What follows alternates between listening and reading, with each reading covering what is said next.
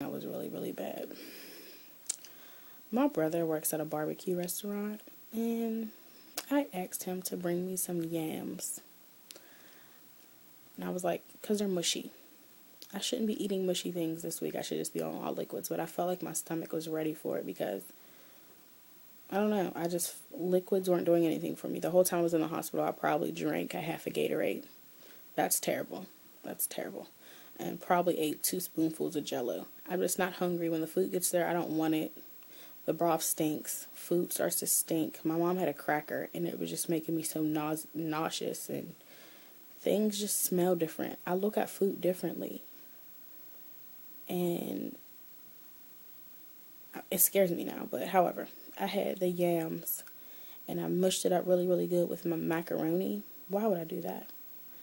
It didn't hurt me at all, but I felt like, why put yourself in a position to be back where you were before the surgery, depending on food and trying to find your way around food and trying to find your way around to eat things that you shouldn't eat.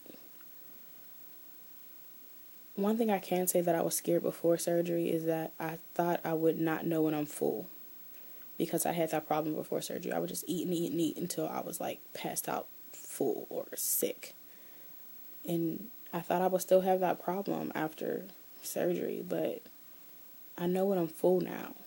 And it was kind of like a breath of fresh air, because it was like I was scared. I was really, really scared that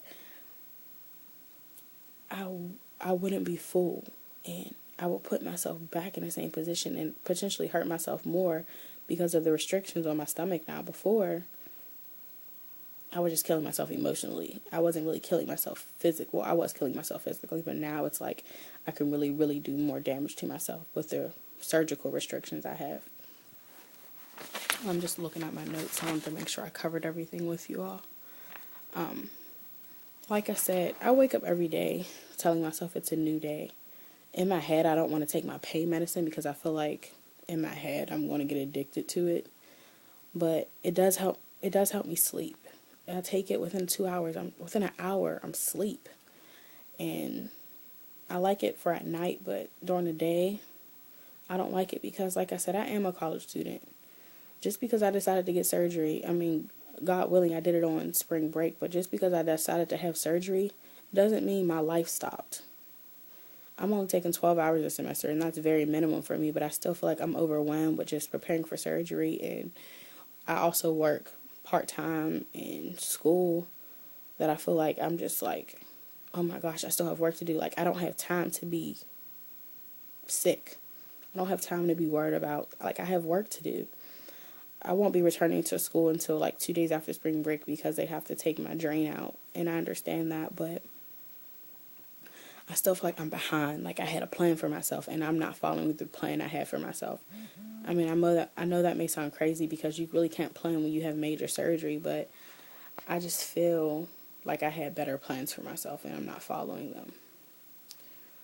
But like I said, the pain, it's like when the gas is moving in my stomach, it hurts. This drain, I'm like very, very careful of it. My cousin's dog was over here yesterday, and I wanted to play with it, but I'm scared he was going to jump on my drain, and I'm nervous, and it's gross to me.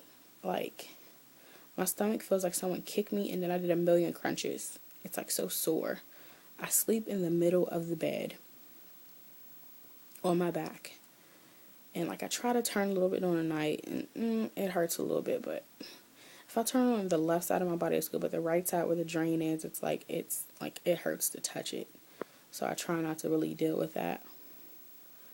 But I can honestly say, weight-wise, yes, I'm happy I made this decision.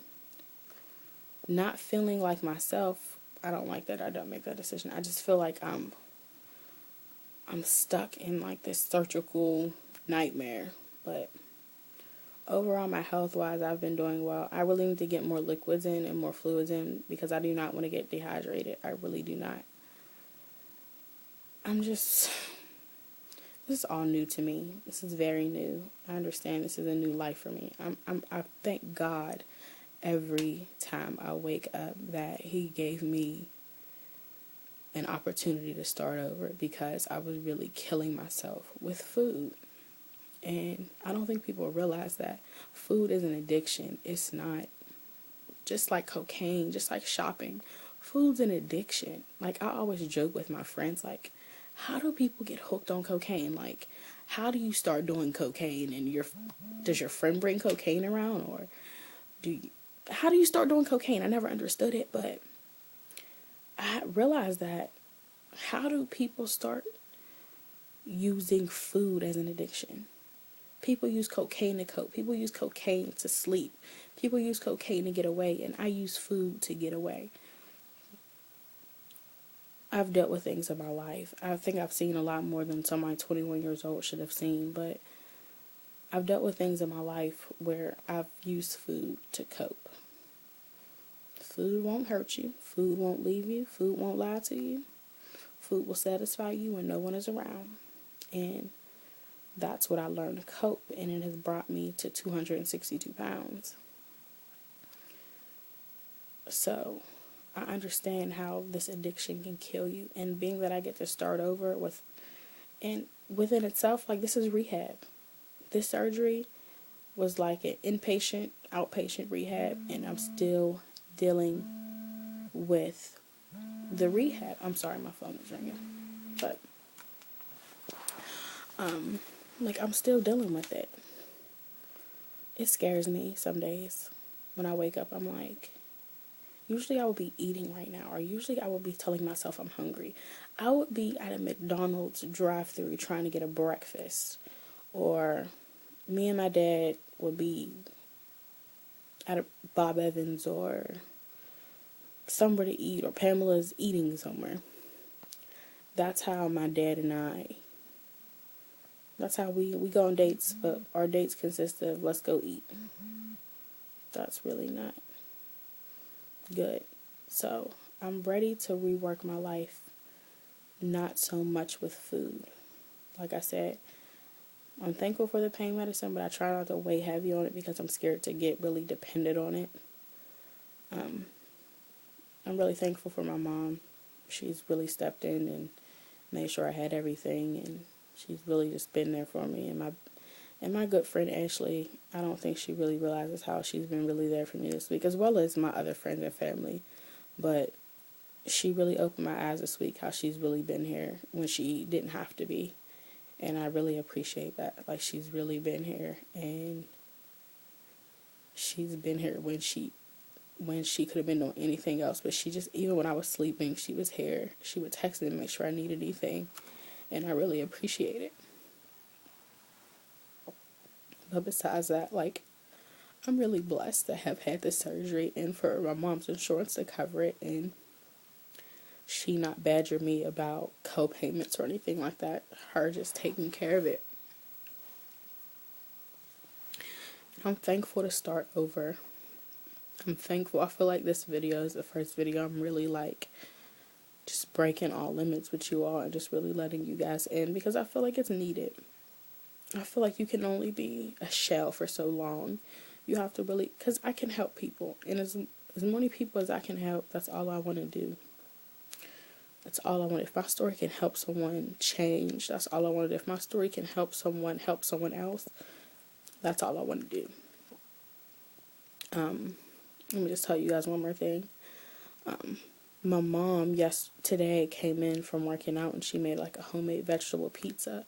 And in my head, I'm like, oh my gosh, I can't wait till it's done. I can't wait to eat it. And when I realized that I couldn't eat it, I was like, I can't. Like, I can't physically eat it. And I'm like, wow, this is so different from me. Like, anything my mom made or anything that was brought into this house, I feel like I had to eat it. And it's like, now I'm like, no, Taylor, you don't need it. You don't need it. You want it just because you smell it. But once I realized I couldn't have it, 5 minutes later, I was thinking about something else on TV or some homework that I should be doing or playing with my phone. That's when I realized that my addiction has been all in my head. It hasn't been things I need. Like I said, y'all, my God's an awesome God. I don't know if y'all know Jesus, but he's awesome. He has got me through some things that I'm pretty sure this is just something else he will get me over without a question, without a doubt.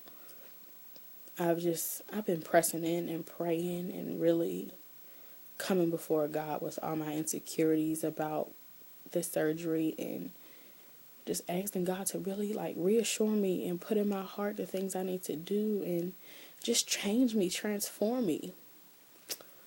And I thank God every day for him to give me that relationship I have with him. I value it and I cherish it and I'm thankful for it. But I just wanted to give you all an update. I mean, I'm sorry this video is almost probably about 15 minutes, but it's probably one of my longer videos. But I felt like it was needed. I'm just sitting here in bed, and just to give you guys a note about me. If you guys see me with my hair wrapped up like this, it's usually because I just took my sewing out and I'm probably washing my hair and conditioning it real good, because I'm in the process of going natural. I'm going natural because I need my hair to be healthy. In 2000, when the new year started, I told myself, Taylor, this is a year where you need to be healthy from head to toe. Yes, I may get my hair done and do my makeup and all that stuff, blah, blah, blah.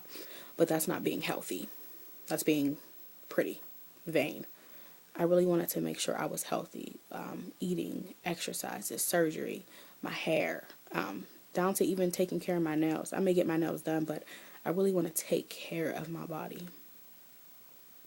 So like me going natural and like killing the chemicals and really watching what I do to my hair and not just slapping stuff in my hair, that was a part of me doing that. So when you see my hair like this, that's what I'm in the process of doing. I'll probably do my hair sometime the next week or so when I feel like I can braid it up and sew it in and not feel like sick or nauseous. And that's when I'll do it. But I'll just keep my hair wrapped for the week, and I'll try different turbans with it throughout the week.